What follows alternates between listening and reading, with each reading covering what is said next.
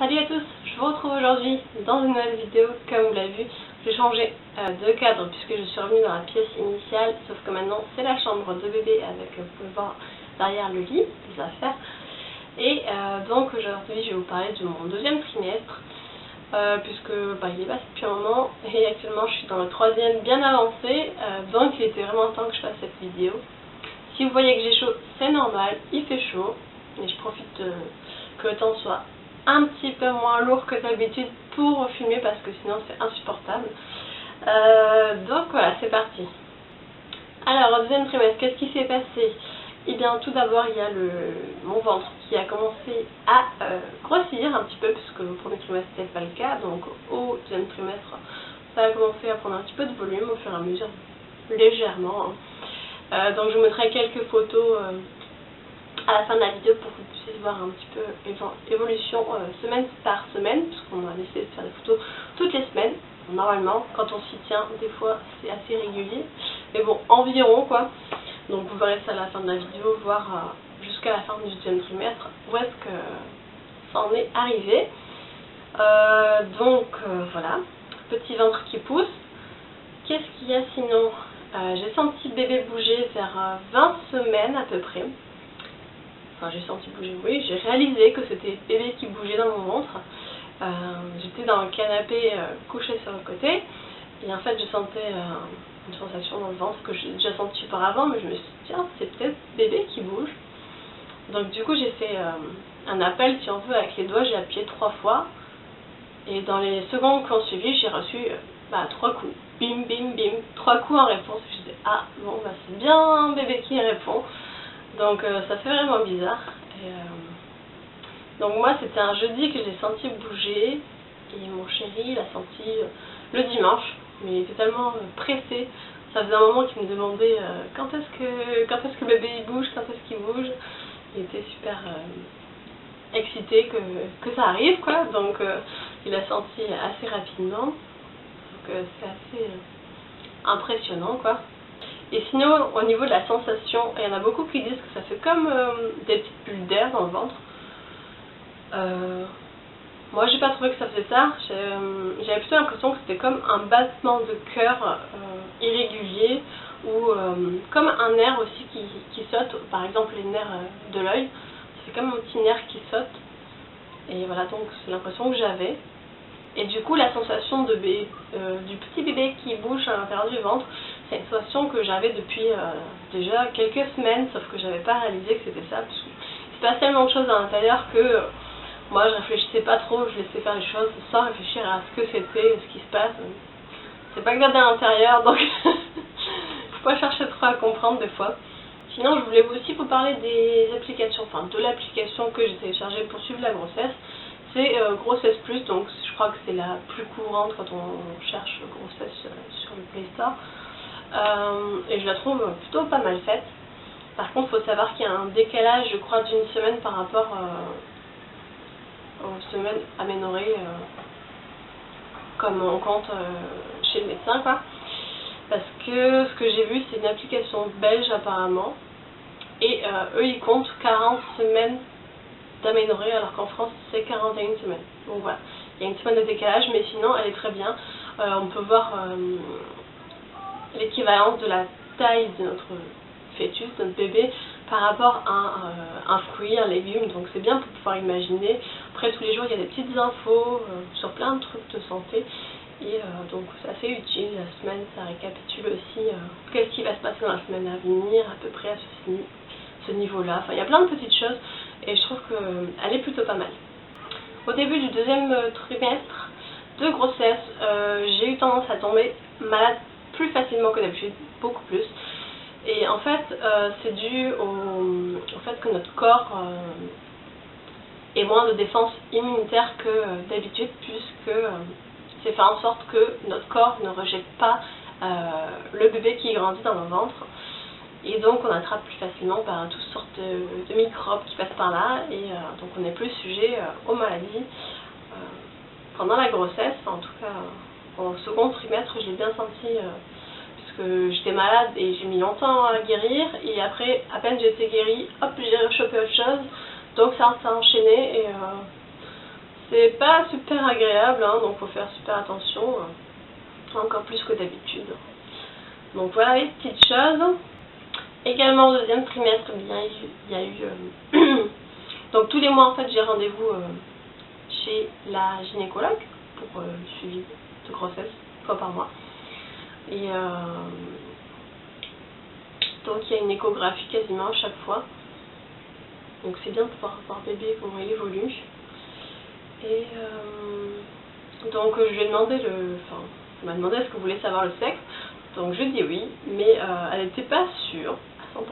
Donc elle m'a dit je vais mettre ce que je pense que c'est dans une enveloppe et vous découvrirez ça le soir avec votre conjoint, comme ça fera une surprise pour tous les deux. Donc, ça je crois que c'était le 4e mois.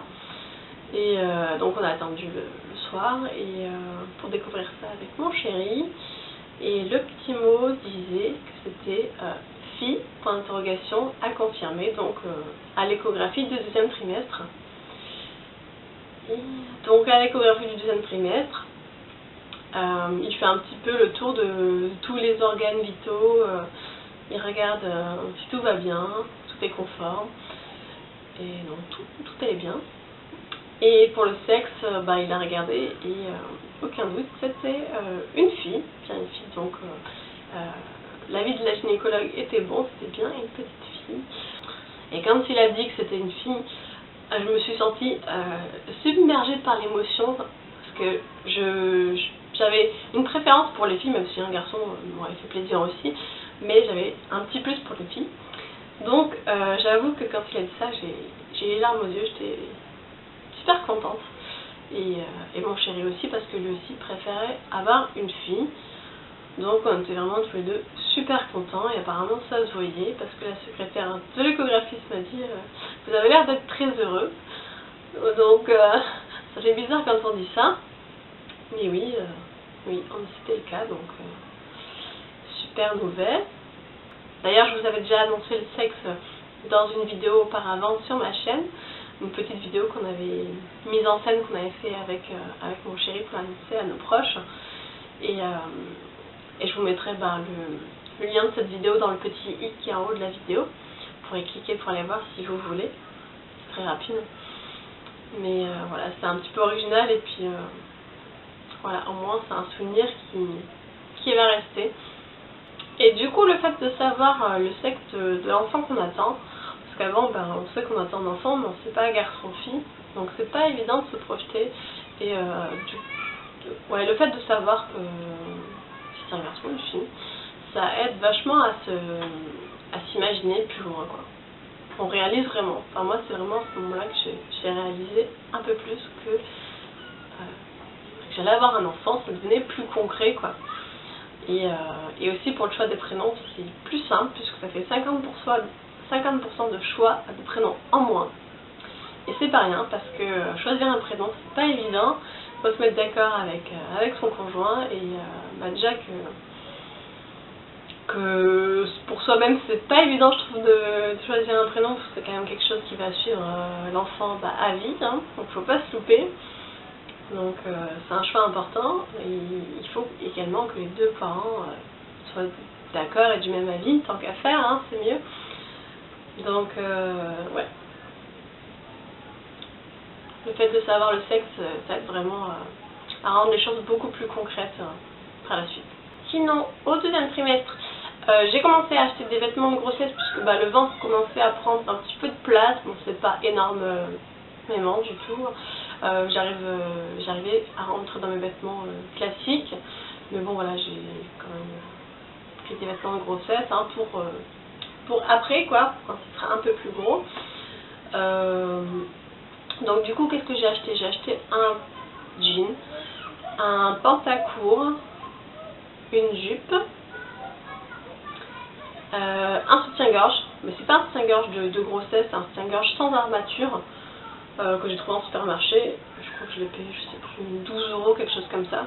Donc c'est assez confortable et je l'ai pris avec une taille plus large que ce que je faisais à ce moment-là. Parce que je commençais à me sentir serrée en fait dans mes soutiens-gorge. Et en effet, en fait, une semaine après avoir acheté ce soutien-gorge sans armature, bah, j'ai pris les seins, et alors qu'il m'allait un peu large, et une semaine après, je le remplissais normalement. Donc ça a été assez rapide, même si c'était pas énormément de volume en plus par rapport à d'autres, mais voilà, ça a pris d'un coup, quoi. Donc j'ai bien fait de prendre de l'avance sur le soutien-gorge. Et sinon, qu'est-ce que j'ai acheté d'autre? Ah oui, et j'ai aussi acheté un pantalon pour la maison, pour être à l'aise, quoi, de grossesse. Donc c'est tout. En haut, j'ai rien acheté, puisque déjà on trouve facilement des hauts dans lesquels on rentre. Les robes, c'est pareil. Et donc ces vêtements-là, on les a achetés dans les magasins. Il y a eu La Halle, Kiabi, Carrefour pour soutien-gorge, Orchestra pour la jupe. Orchestra, d'ailleurs, ça vaut le coup. Au niveau vêtements, c'est pas hyper cher, et avec la carte Orchestra, bon, on va quand même payer 50 € à l'année. Mais après, du coup, c'est moins 50%, je crois, sur quasiment tous les vêtements. Donc c'est assez intéressant. Ça revient pas cher. Et voilà, je crois que c'est à peu près tout. Au 5e mois, j'ai eu la chance de me réveiller un matin en me retrouvant avec quelque chose de bizarre qui est d'humide sur mon bras. Je fais « Ah, c'est quoi ça ?» Et en fait, c'était les premières pertes de lait ou colostrum, puisqu'en fait, quand on est enceinte, c'est pas vraiment du lait encore, c'est du colostrum. Et donc voilà, dès le 5e mois, je me suis retrouvée avec ça au réveil. Je me suis dit « Mais c'est quoi ?» Oh là là. Et c'était vraiment pas super agréable, on va dire.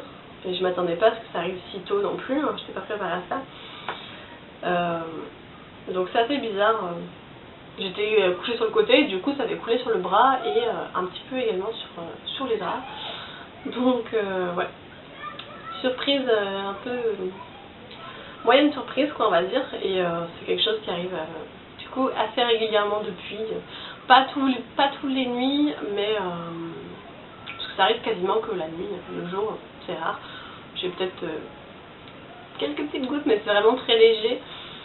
Donc vraiment la nuit que les seins se mettent à couler, ou en tout cas au réveil. Enfin, voilà. Étant donné qu'il n'y a que très rarement des gouttes de lait qui coulent pendant la journée, j'ai pas envie de mettre des coussinets d'allaitement dans les soutiens-gorge pour rien, quoi. Ce serait plutôt la nuit que ce serait utile, mais la nuit, j'ai pas envie de mettre un soutien-gorge non plus, hein, c'est pas hyper confortable. Donc des fois il arrive que je me réveille avec une petite flaque à côté de moi sur le drap. Ah, donc c'est sympa. D'ailleurs, avant que j'ai mes premières pertes de lait, j'avais des envies de melon, alors que c'était pas encore la saison. J'avais envie de manger du melon. C'était mon obsession du moment. Et en fait, apparemment, le melon et la pastèque sont des fruits qui favorisent la production de lait. Donc c'est peut-être quelque chose qui est lié et inconscient. Mais ça a bien fonctionné. Ouais. Pourtant, je n'avais pas mangé, hein, mais bon, voilà. Ça, et il y a aussi autre chose, les bières sans alcool, puisque on ne boit pas d'alcool pendant la grossesse. Donc à défaut, je bois des bières sans alcool, par exemple la Tourtel, qui est pas mauvaise. Franchement, moi, ça me satisfait bien. La bière sans alcool, pareil, ça favorise apparemment la production de lait. Et il arrive souvent que quand je bois une bière sans alcool, le lendemain matin, je me réveille avec des pertes de lait. Donc ça doit fonctionner, j'imagine. Et d'ailleurs, maintenant qu'il y a du melon en magasin et que j'en mange, il arrive aussi légèrement que le lendemain, je me retrouve avec du lait qui coule. Donc c'est des petits trucs qui peuvent servir si on a besoin d'avoir plus de lait quand le bébé sera là. Au 2e trimestre, j'ai aussi fait le test du glucose. Ma gynécologue m'a conseillé de faire un test. Donc au laboratoire, j'en avais entendu parler, comme quoi c'était pas super agréable, donc j'avais un petit peu pas très envie de le faire. Mais bon, c'est pour la bonne cause, c'est pour savoir si on a du diabète gestationnel. Donc voilà. Alors comment ça se passe? Au laboratoire, il faut y aller à jeun, et on nous donne en fait une boisson, un sirop dans une petite bouteille comme ça, On a 2 goûts au choix, je crois que c'est citron et orange. Et on peut le prendre à température ambiante ou frais. Donc il faut boire ça, ils nous font une prise de sang avant qu'on ait bu. Après il faut boire la boisson, attendre 1 heure, faire une deuxième prise de sang et encore 1 heure et une deuxième prise de sang. Donc il faut rester 2 heures, au moins 2 heures au laboratoire. Voilà, à attendre. Donc heureusement que ce jour-là ma mère était avec moi pour faire passer le temps parce que mine de rien c'était long. Et c'était pas si dégueulasse que ça, je m'attendais à pire. En fait c'est du sirop, mais c'est pas du sirop parce que c'est vraiment liquide, c'est pas quelque chose d'épais. C'est sucré, mais le goût du citron, enfin moi j'ai pris citron en tout cas, fait que ça passait bien. Ça passait bien. Donc c'était pas si dégueulasse que ça, je l'ai bu assez facilement. Mais après, je me suis sentie fatiguée à la première heure. Enfin fatiguée dans le sens où j'avais du mal à me concentrer. Ouais. J'avais du mal à me concentrer. Par exemple, il y avait un magazine avec des jeux et j'arrivais pas à faire les jeux parce que mon cerveau il ne fonctionnait plus quoi. Ouais, donc j'ai senti la première heure que j'avais un coup de mou quoi, et pas super, pas au top de la forme quoi. Mais après la deuxième heure ça s'est un petit peu amélioré heureusement. Donc voilà, je m'attendais à pire, ça a été, mais c'est quand même quelque chose qui fatigue hein, parce que je crois que l'après-midi j'avais fait une sieste en rentrant. Et donc du coup le résultat est que j'avais pas de diabète gestationnel et ça c'est plutôt une bonne nouvelle quand même. Après, donc là je vais passer à la partie désagréments de la grossesse.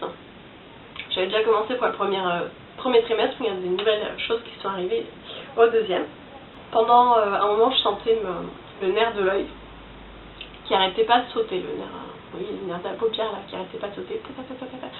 Et c'est super désagréable.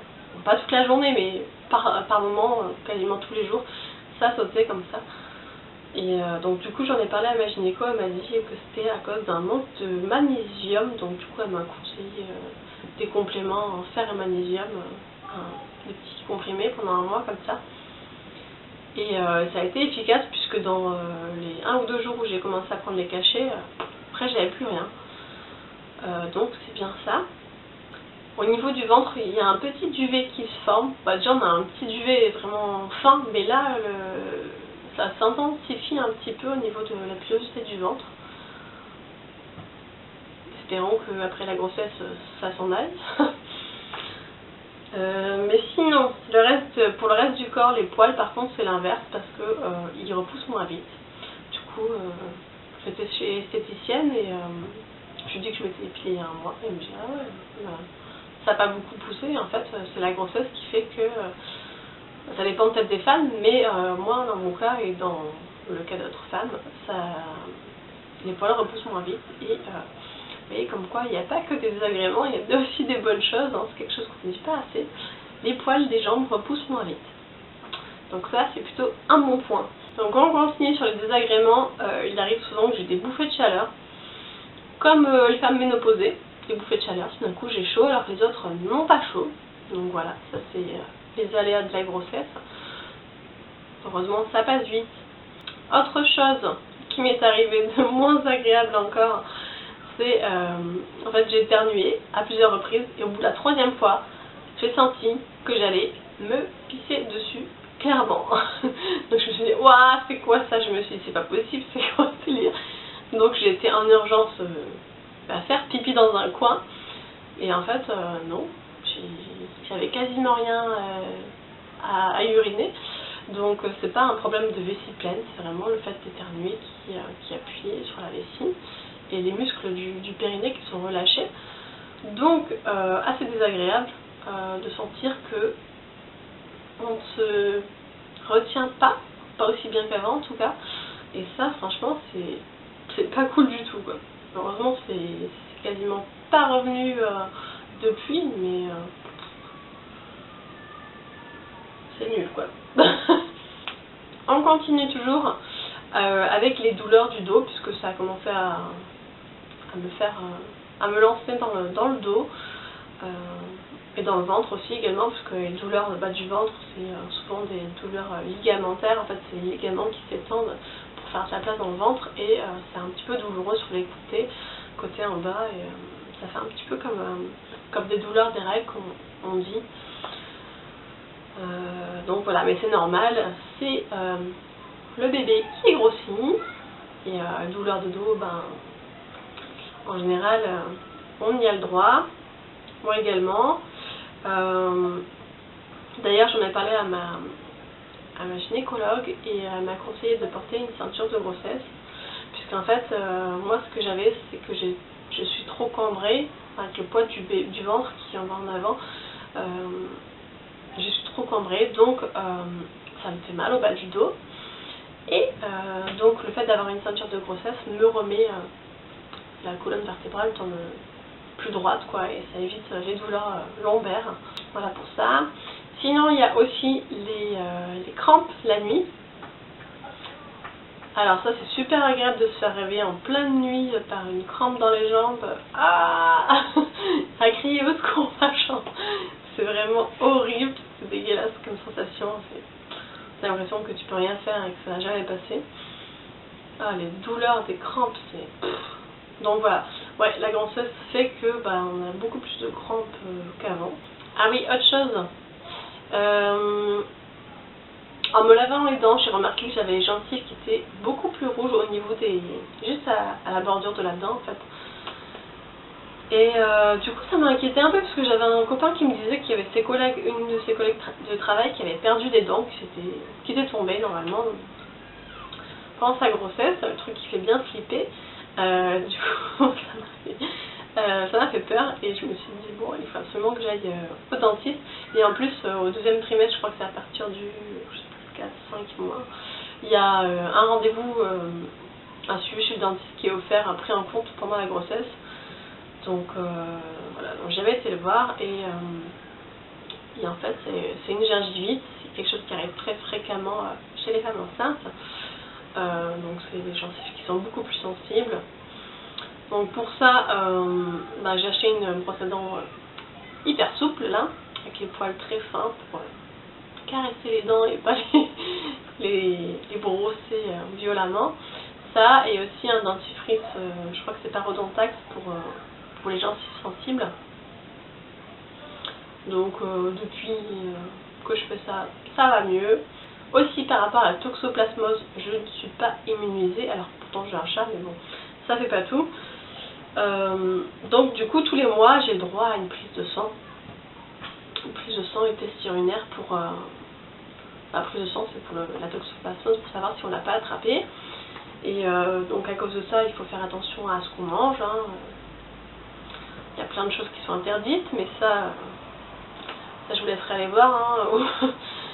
Il y a tellement de trucs, des fois moi ça me saoule et j'ai envie de manger comme les autres, j'en mange un petit truc histoire de dire voilà j'en ai pris un petit peu, parce que au bout d'un moment on a l'impression de devenir fou quoi. C'est assez compliqué quand on va au restaurant, des choses comme ça. Bon ça je peux pas, ça je peux pas, ça je peux pas, ça je peux pas, il y a quasiment rien qu'on peut manger. Bon bah après on n'a pas trop le choix quoi en fait. Après pour les vergetures, ce que je fais pour éviter d'en avoir, bah, c'est que je m'hydrate le corps quasiment tous les jours. Il y a des jours où j'oublie mais c'est rare. Donc quasiment tous les jours sur le ventre, sur les hanches, sur les parties qui sont susceptibles de grossir pendant la grossesse, sur les seins également. Voilà. Ça et jusqu'ici j'ai pas de vergetures qui sont apparues. Donc on verra à la fin de la grossesse. Mais bon pour l'instant ça va. Espérons que ça dure. Et qu'est-ce que je mets? Je mets surtout de l'huile en fait, c'est de l'huile que je mets. Plutôt que de la crème. L'huile qui pénètre bien et qui est bien riche. Au début c'était de l'huile de macadamia que je mettais. Après quand je l'ai terminé j'ai mis de l'huile Velleda.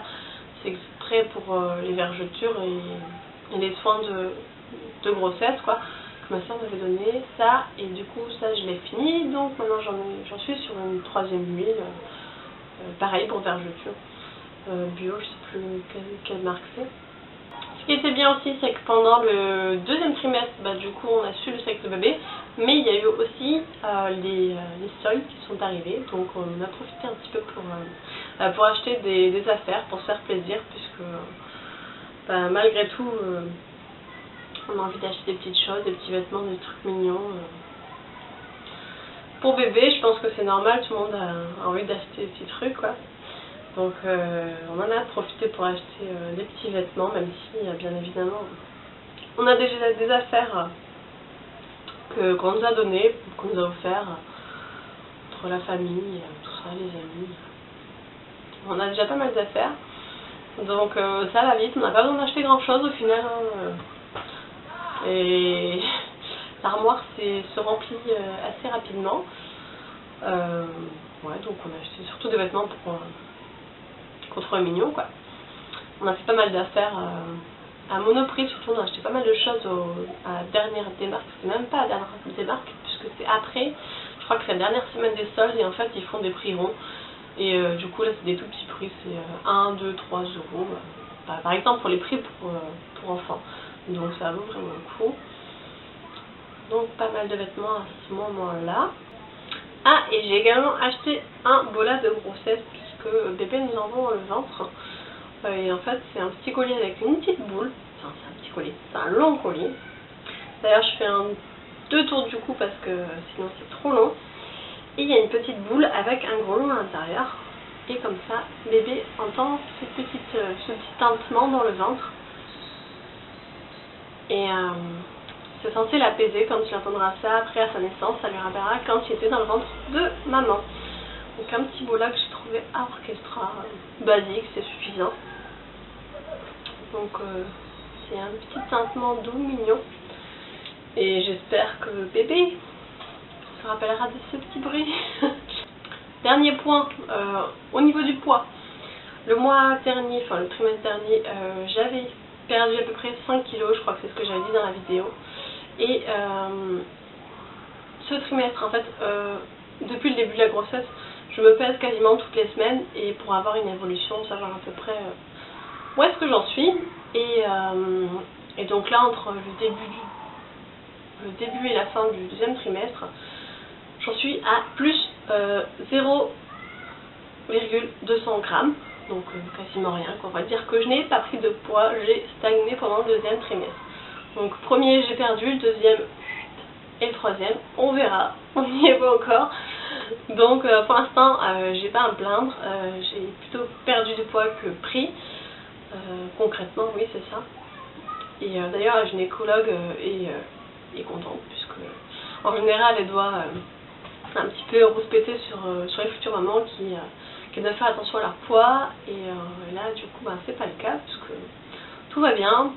Donc c'est assez rare qu'on perde du poids, mais ça arrive. Donc c'est quelque chose qu'il faut savoir, après tout. Mais j'avais déjà des kilos d'avance, donc ça va, j'ai du stock. Bon, mais je mange dans les provisions qui sont sur le côté. J'ai terminé de vous parler de toutes ces choses du deuxième trimestre qui sont arrivées. J'espère que c'est pas trop décousu, que vous avez trouvé quand même le fil conducteur de ce que je vous ai raconté. Ça n'a pas été trop long. On verra ça au montage. En tout cas, je vous remercie d'être arrivé jusque-là, jusqu'à la fin de la vidéo. Je vous laisse avec des petites images semaine par semaine de l'évolution de mon ventre au deuxième trimestre. Et donc, je vous dis rendez-vous à bientôt pour la vidéo troisième trimestre, que je ne sais pas quand est-ce que je vais tourner, puisqu'actuellement je suis déjà au troisième trimestre, mais je ne suis pas encore arrivée à la fin. Mais à quel moment il faut filmer, sachant qu'on ne sait pas quand est-ce qu'on va accoucher. Donc on verra, je vais essayer de faire ça pas trop tard, mais je pense que du coup les deux vidéos second trimestre et troisième trimestre risquent d'être rapprochées, puisque du coup j'ai pris du retard, donc maintenant il faut que ça s'enchaîne pour que vous ayez ça si possible avant que j'ai accouché. C'est un peu mieux, mais bon on verra. Je vais faire au mieux, et puis donc on se retrouve bientôt pour une vidéo sur ma chaîne. Salut!